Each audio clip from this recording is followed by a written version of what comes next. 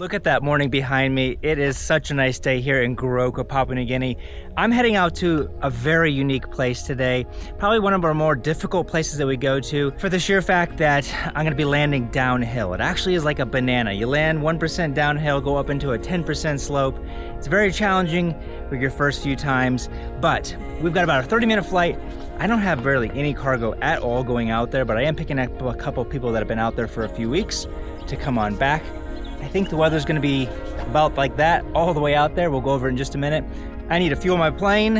I need to get some seats in there, and then we'll get out of here.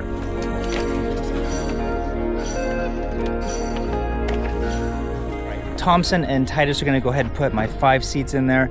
I'll have 1 passenger up front on the way back as well. I need to take off all my covers yet in the morning. Miles is getting ready the fuel truck. We should probably be out of here by 8 in the morning. It's 7:20 right now.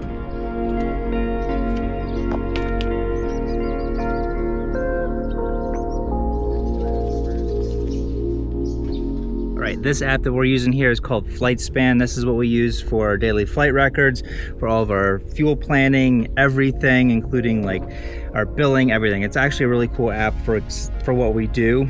It is available for other people I know as well on the iOS store, but we need 770 pounds of fuel. That gets me back here with 403 pounds, which is 320 is my minimum VFR, but that doesn't allow me to do like a go around or potentially go a different route if I need to around clouds or something.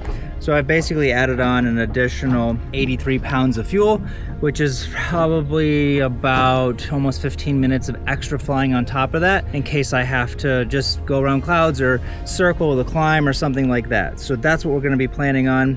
This is a fuel app that Travis, if you guys have seen some other previous videos earlier this year, he made this up for us. So we had 180 in that tank and 190 in that tank, and we needed 770 pounds. 113 on each side is what we actually need.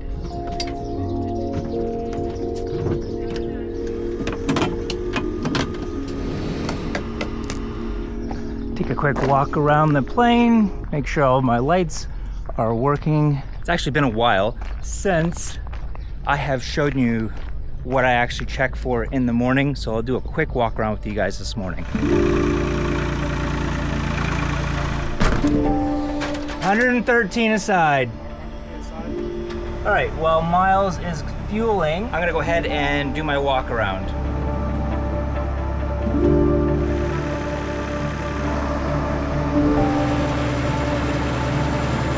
The engine nacelle.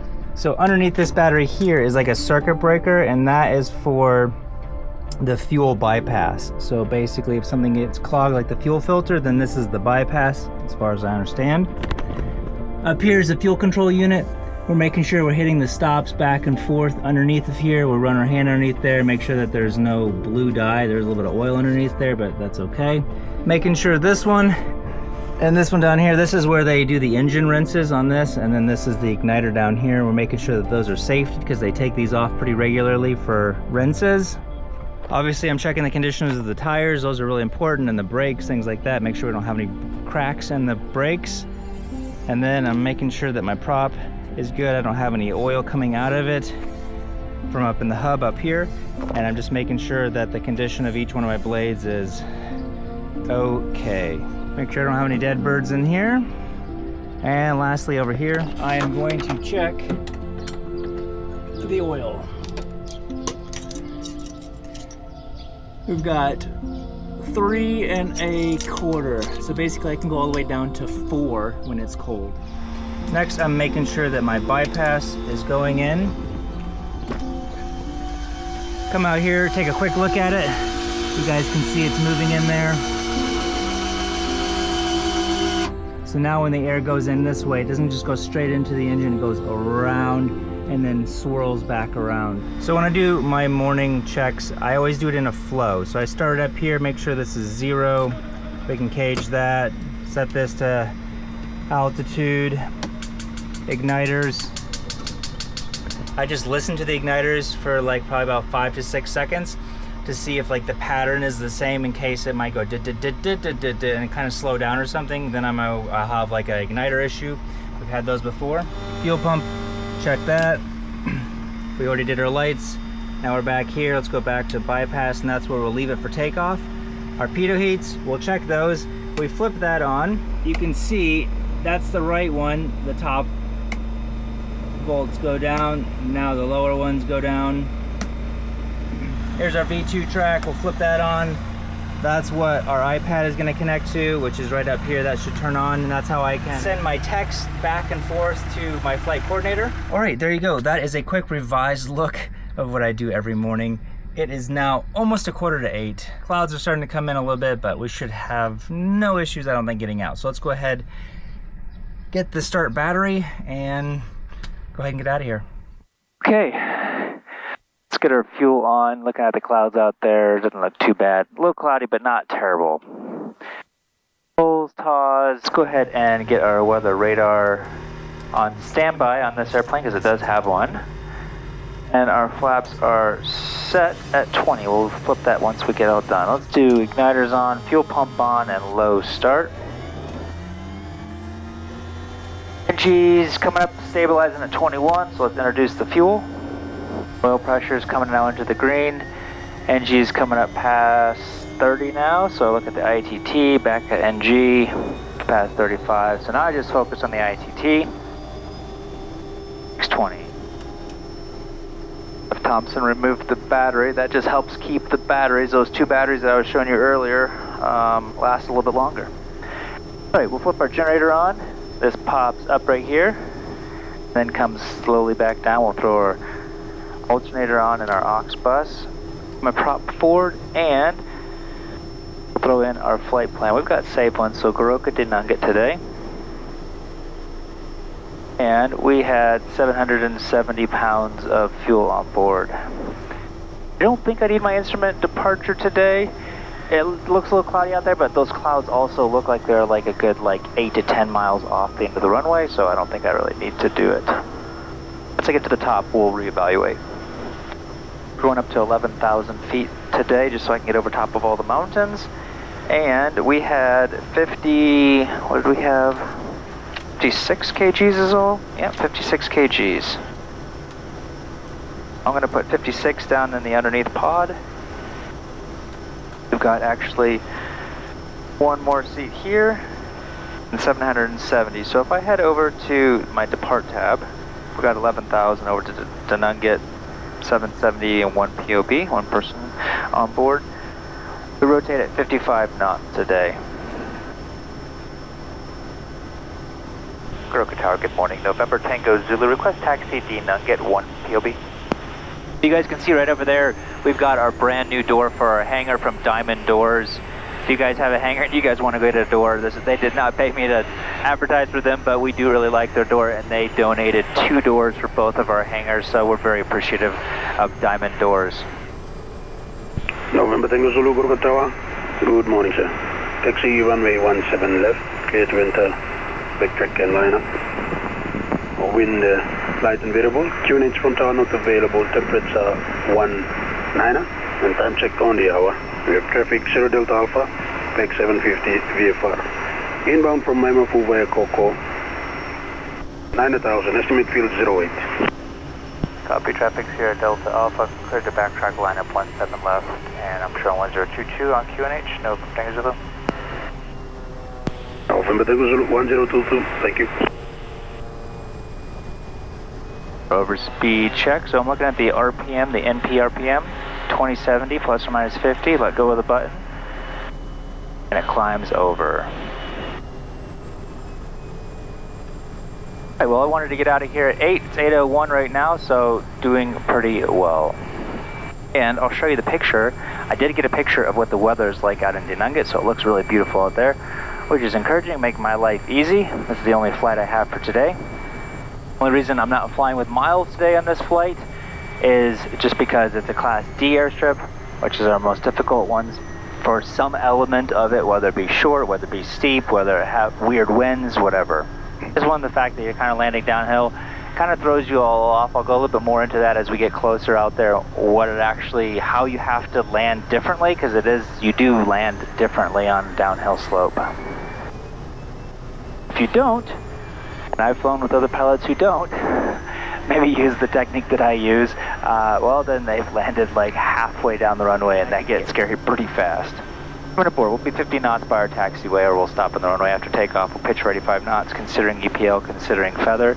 We're going down, we're going to make a slight right-hand turn, cut off, pull off, and shut off. 85, 80, 1 burst, and that's crack my door. On descent, ticket, Goroka 09.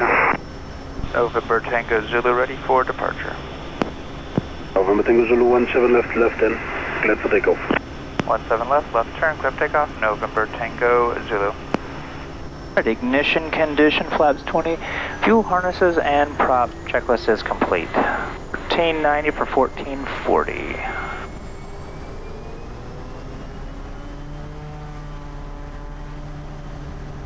Torque is set, ITT is about 720, airspeed's now alive. Making sure ITT just stays around 740 for takeoff. There's my rotate already. Lots of right rudder on takeoff. We're keeping our ITT right at 740 for our takeoff. Looks like this cloud right here, yeah, we should be able to outclimb those, just no issues whatsoever. We might have to pop around this cloud just a little bit to the right. What we can do is just actually pitch on up if we wanted to, all the way up to 12 degrees on the attitude indicator. It gives us our best angle of climb. Just the most amount of altitude in the shortest amount of distance. There's Sierra Delta Alpha coming in from Karamui, I believe. There we go, nice and clear. Now let's go ahead and pitch over, do a quick scan of the valley, see where the clouds are, see how high they are, see how I need to maneuver around them to get out of here safely. So over 90, we go 0 degrees and pull our prop right on back to 2000 RPM. After pulling the prop back, I haven't touched my power. We're just going to let it sit there for about 30 seconds and see where it settles in. Typically kind of settles in down around 720, and then I don't have to adjust it at all after that. Let's head over here to flight span for our departure. Goroka Tower, November Tango Zulu, departed at time 03. We'll be tracking 089er on climb 1000. Estimating denugget 34, will remain OCTA NADS up. November Tango Zulu, copy departure, on climb 1000. 15 miles Goroka, contact Nosby, VHF 123.9er, primary VHF 8861, secondary 11393. 1239er 8861, 11393, November Tango Zulu. He gave me 3 frequencies, 123.9er on VHF, and then our HF 2 frequencies, in case the VHF is not working today. But now that we're up and out, we'll turn our landing light off, our engine inlet back to normal, and our igniters turned off. We'll leave our pulse light, just an LED light, flashing for now. As I climb out of here, I'm going to tell you guys about my book. I know some of you guys have heard of it, but I wrote you a book because when I started flying, one of the burning questions I had was like, how do you become a good pilot? Is it just a matter of like putting in the hours? But then, you know, you hear of like NTSB reports, crash reports of pilots that have like 10,000+ hours that still made some stupid decision that killed him or his family. And you wonder, well, like, was he a good pilot or was he missing something? So over the years, that has just been a question that I have kind of like mulled over my head. What I've determined basically is, no, time does not equate to a good pilot. Just like time does not equate to a wise person. You actually have to work on becoming a better, safer, wiser pilot. Does this not come naturally for most people? Let me just go over a couple of the chapters that I talk about here. The safety mindset, risk isn't random, the danger of complacency, flying under pressure, margins, situational awareness, automation management, single pilot crew resource management, hazardous attitudes, the I'm safe, threat and air management, and building your own safety box. But by doing the training here in Papua New Guinea, came up with like this pyramid of what it entails to be a pilot. And you've got different levels. I'll see if I can throw it up on the screen if I can find an old picture of it. And at the lowest tier is where a lot of pilots get to and then remain, because they're never forced to get to those higher levels of safety. Just like your communications, talking on the radio, manual aircraft control, flying the airplane, knowledge, application of knowledge, actually applying that kind of stuff. flight management automation, you know, knowing how to use the instruments that you do have, the technology that your plane does have. Those are the lowest tier kind of things, but then you start getting into the higher ones where you actually are starting to make better decisions and actually starting to see threats and errors potentially happening before they actually happen, just so you're not reacting to them, but you're like predicting what could happen and then preventing it from ever happening. And that's what I cover the most. Everything kind of leads up to the last chapter, is building your own safety box. Because what I do here might not apply to you, but this book is not just for bush pilots, it's not for aspiring bush pilots. This is for every pilot that wants to learn how to become a better pilot. So check it out, I have it on Amazon. It's also on Kindle as well, available in many different countries around the world.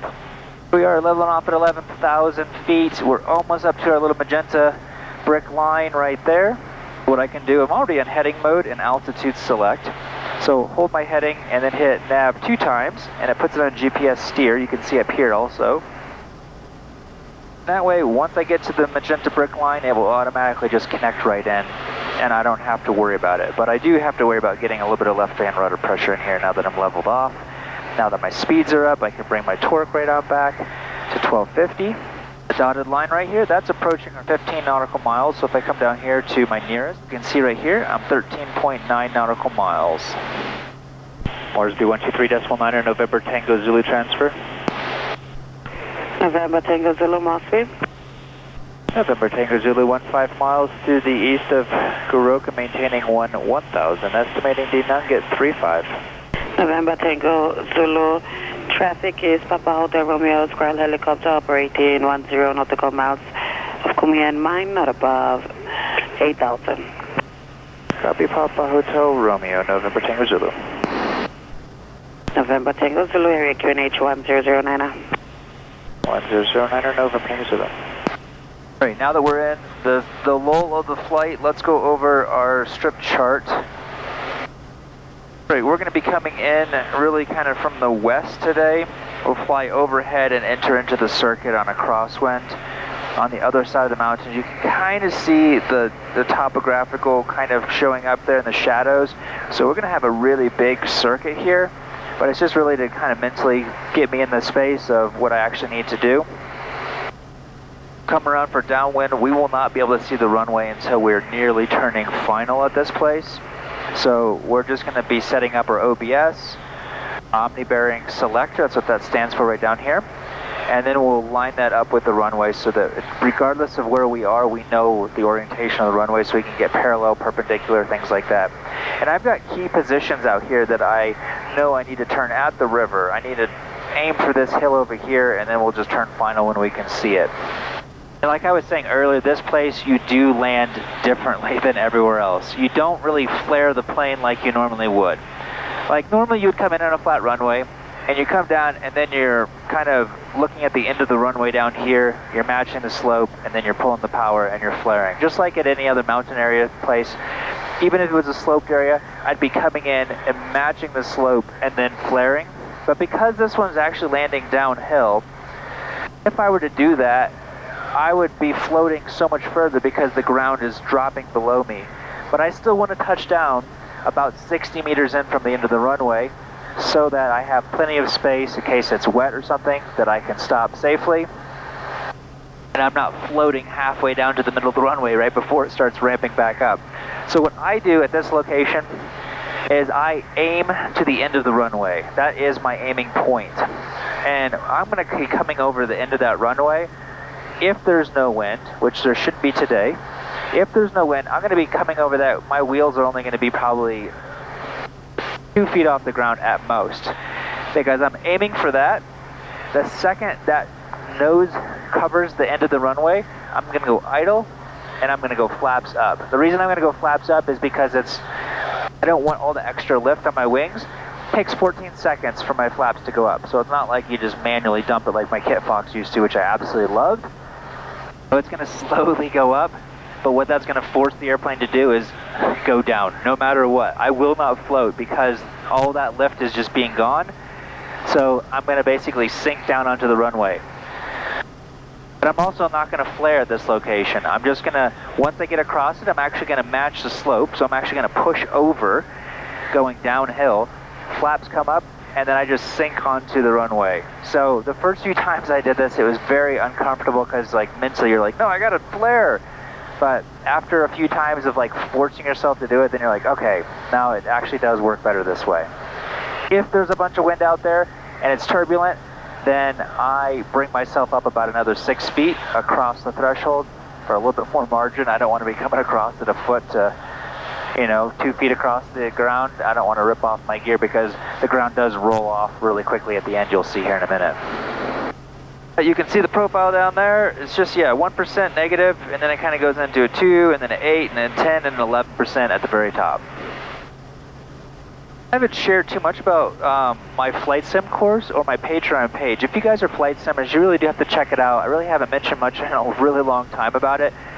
If you guys want to take my sim course, it's a few hours long. It talks about how to fly the Kodiak specifically, but it also covers very basic stuff on like how to fly a plane. So if you're wanting to get into flight sim, this is a really great place to start.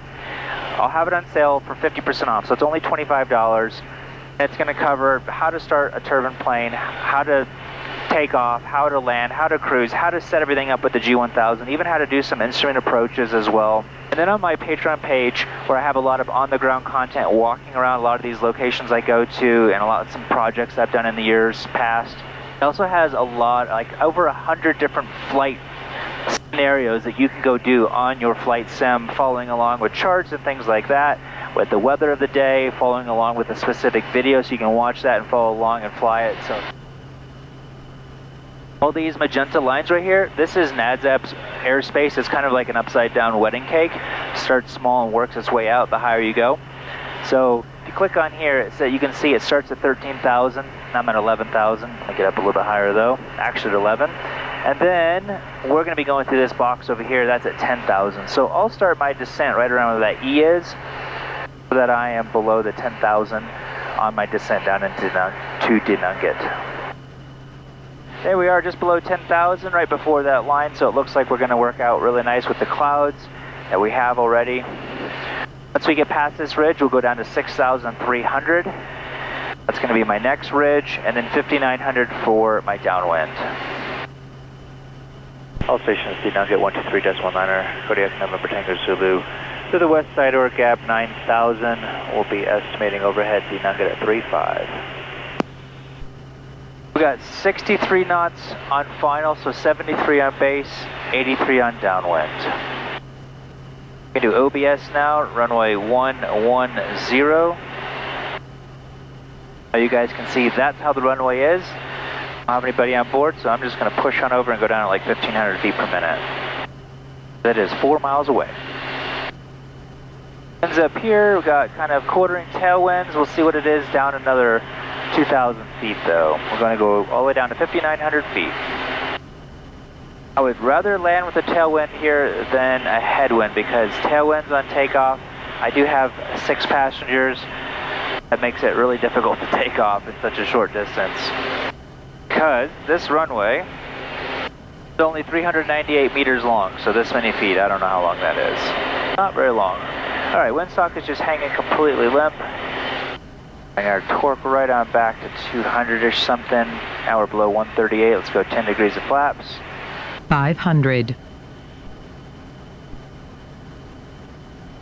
Actually going to shoot a different approach this time, kind of just shortening it up a little bit, not having to go quite far over there. A lot of times there's clouds right here and it really forces you out a little bit further, but and start pitching up. We're almost at 5,900. We're slowing on down to 83 knots.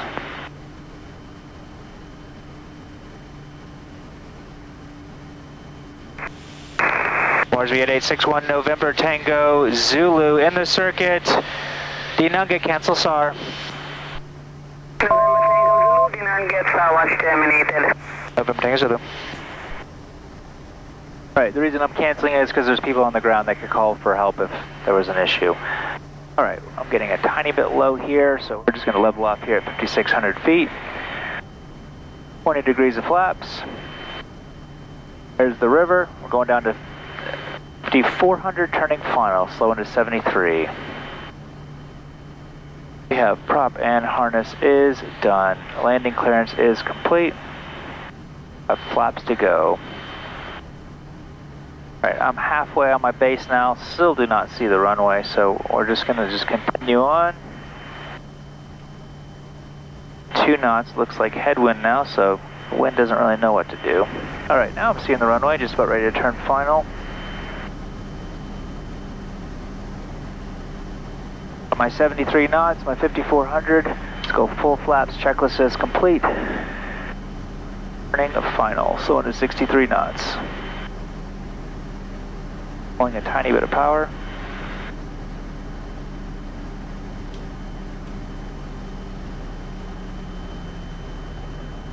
Three knots of headwind, basically.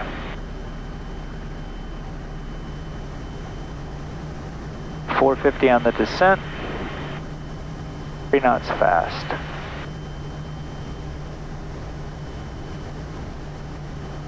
Coming up to our committed. There's our 63. We're 500 on the descent. Looks nice. We are committed. 500. 2 knots of headwind. 650 on the descent.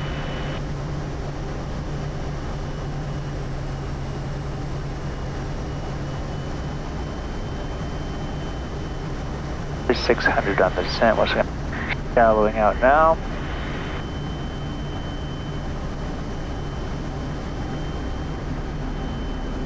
And idle, no flaps.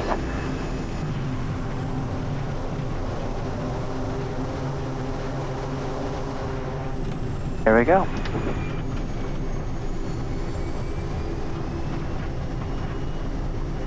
right, looking where I touched down. Yeah, right about the 60 mark in, so that's exactly where I'd like to. Okay, I'm gonna go ahead and start the timer, let it go for 1.5 minutes. While that's cooling down, if you guys have not seen my coffee table album, this one actually has Denugget in it, and it has a little bit of information of like when this was built, who built it, why they built it, as well as 40 other locations. So, if you guys are wanting to help support the channel, that's a really cool way and get something really cool out of it. All right, stay tuned to the time lapse, heading back to Goroka, and see you next time.